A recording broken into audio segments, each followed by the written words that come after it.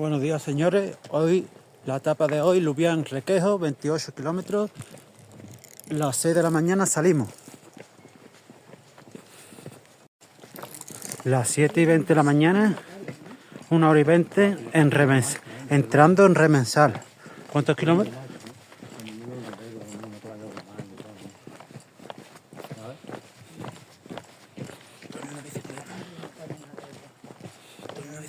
Las 8 de la mañana dejamos atrás Otero de Sanabria y seguimos al siguiente. Entrando en Puebla de Sanabria, llevamos 15 kilómetros y salimos y 3 horas andando.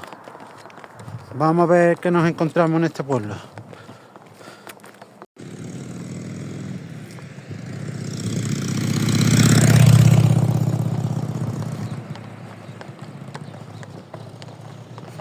Puebla de Sanabria.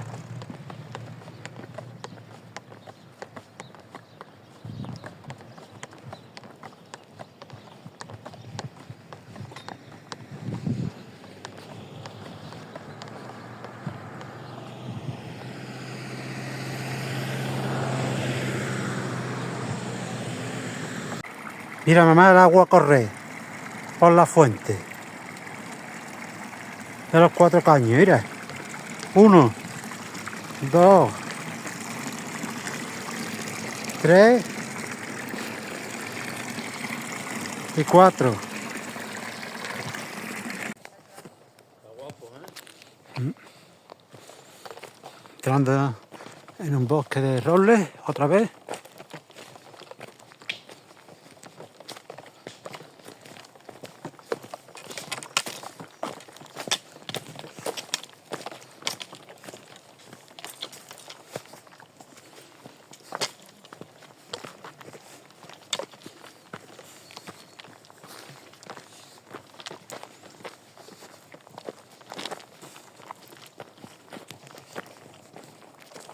Kilómetro 18 de la etapa de hoy.